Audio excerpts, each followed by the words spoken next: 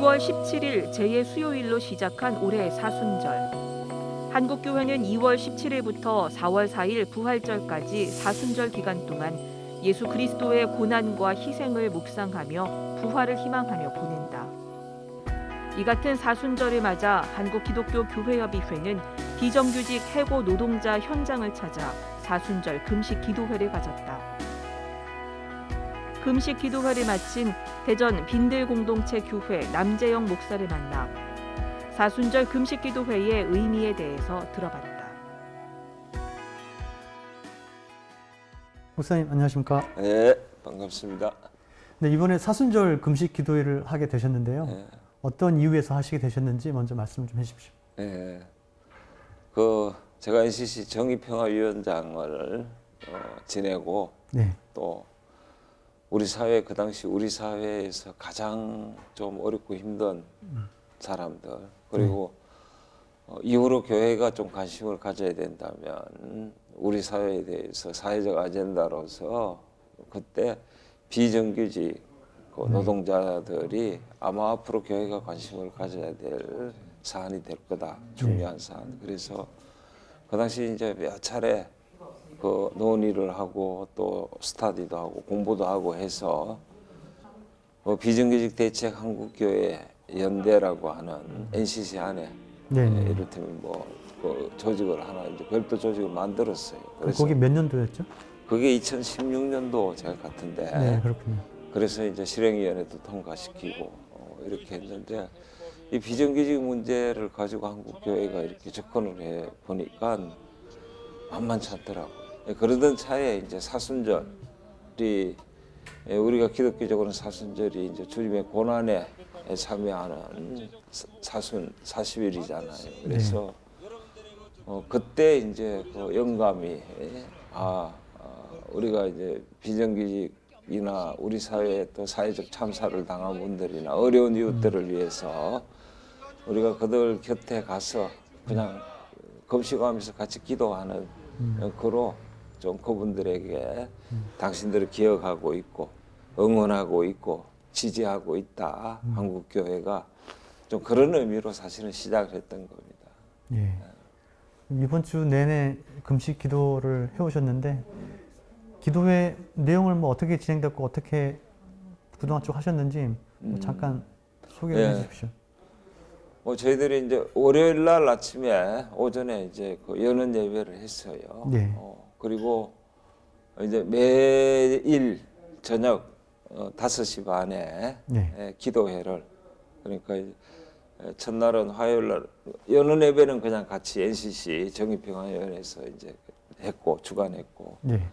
그리고 이제 화요일 날 매일 오후 5시 예배를 드는데 화요일 날은 NCC 인권센터가 주관을 하고 또 수요일 날은 기장 교회와 사회위원회에서 주관을 해서 같이 예배를 드리고 또 목요일 날은 그 아시아나 KO를 위한 기독교 연대가 있습니다. 네, 그 연대가 이제 주관을 하고 저는 이제 그 매 예배에다에 제가 이제 그 기도 공동기도 같이 드리는 그분들을 위한 기도를 작성해서 예배 순서지에 이렇게 넣어서 이렇게 제가 묵상하면서 그 텐트에서 그러면서 작성한 기도문을 예배에서 같이 이렇게 이제 공동기도 드리는 거로 그렇게 이제 진행됐습니다.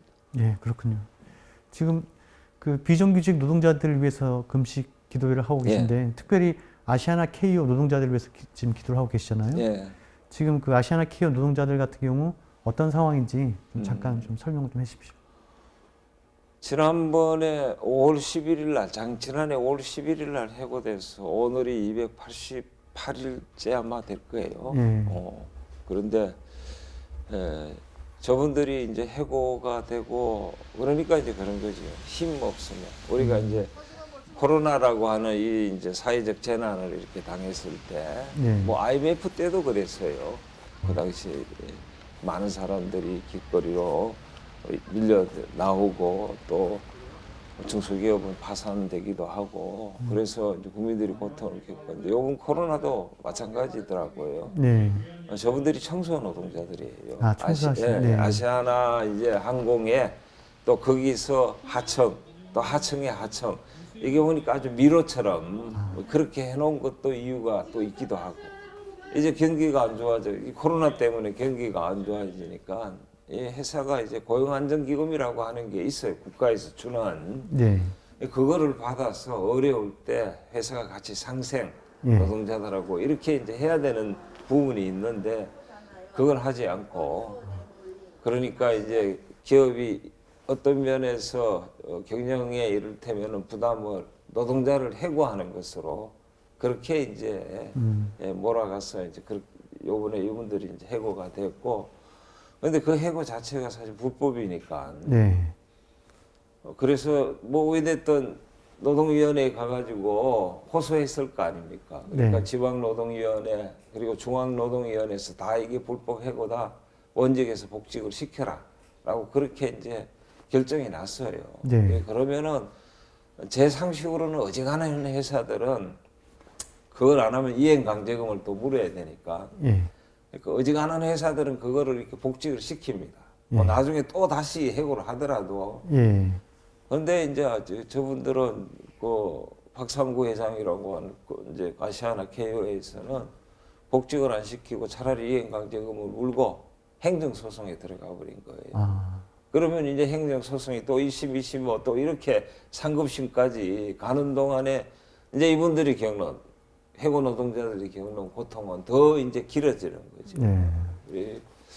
제가 이제 저도 그 이분들이 이렇게 이야기를 들으면서 그래도 국가가 이 항공산업이 어렵다고 해가지고 2019년하고 2020년 지난해하고 그 지난해 지원해 준 게 5조 7천억이에요. 5조요? 엄청난 돈이죠. 이 엄청난 돈을 아시아나에다 이렇게 이제 지원을 해줬는데 그랬으면은 사실은 정부에서 5조 7천억을 그렇게 지원하면서 이런 고용 문제를 회사가 노동자들하고 상생하는 이런 부분들을 저렇게 제가 볼 때는 저렇게 등한시해서 되나 우리 사회가 정말 이렇게 몰렴치하게 가도 되나 네. 좀 이런 생각이 들더라고요. 예. 알겠습니다. 그동안 NCC, 그러니까 한국기독교협의회에서 사순절이 되면 이렇게 금식 기도회를 쭉 해오신 걸로 알고 있는데 네, 예. 그동안 어떤 현장에서 금식 기도회를 해오셨는지 잠깐 좀 설명을 좀 해주십시오. 예. 거의 대부분 보면 이제 비정규직 노동자들이 이제 투쟁하는 현장이 있었고 또 사회적 참사 당하는 세월호 가족도 있었습니다. 예. 그러니까 이제 처음 이제 시작한 게 그 동양시멘트에 네. 그 비정규직 노동자들이 거의 한 120여 명 정도가 해고가 되고 이 우리 비정규직이 일정 기간 지나면 정규직으로 전환을 해야 되는데 네. 그 당시에 정규직 전환하지 않고 다 이렇게 해고를 시켰어요.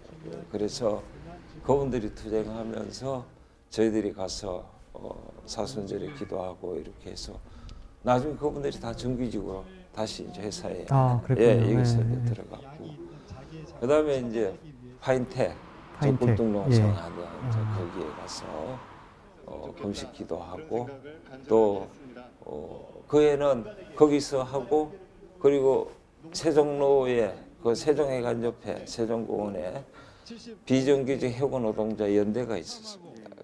해고는 여러 사업체에서 해고된 노동자들의 그 연대 거기서 이제 여기서 한 며칠 여기서 며칠 이렇게 나눠서 있고 그 다음에는 이제 저기 세월호. 예, 안산 분향소에서 했고 올해 이제 요 아시아나 KO 이분들 위해서 이제 하게 된 거죠. 예. 이렇게 교회가 사회적 약자들을 위해서 기도하고 관심 갖고 이렇게 같이 연대해야 될 어떤 이유나 그런 거 있으면 좀 끝으로 좀 말씀해 주십시오. 저는 그게 교회가 사회적 약자를 품어야 될 건 어떤 면에서 저는 그 신앙의 중요한 한 본질이라고 봐요. 이거 없으면 교회가 교회 될 수 없다고 생각합니다. NCC가 좀 이런 부분들에 대해서 오랜 전통, NCC 오랜 전통이 우리가 뭐 사회적 약자나 인권운동이라든지 민주화운동이라든지 이게 NCC가 가장 자랑스러운 전통 아닙니까? 이 전통 위에서 지금 뭐 과거보다 사실은 노동자들은 살기가 더 어려워졌어요. 이런 어려운 시대에 어려움을 당하는 노동자들도 많고 또 그런 노동자들을 위해서 교회가 그분들이 잊지 않고 그지? 우리가 당신들을 기억하고 당신들이 그 고난이 의미 있고 가치 있고 당신들이 가는 길이 뭐 투쟁하며 가는 그 길이 옳은 길이다라고 하는 거를 우리가 같이 옆에 있어주면서 뭐 우리가 할 수 있는 일이 뭐가 있겠습니까? 투쟁은 그분들이 하지. 그리고 그 자리에 있으면서 그분들을 위로하고 또 그분들이 투쟁하는 가운데 다칠 수 있는 영혼의 상처 같은 부분들이 있습니다. 이분들하고 제가 있으면서 그분들이 그런 부분들에 대해서 굉장히 고마워하더라고요.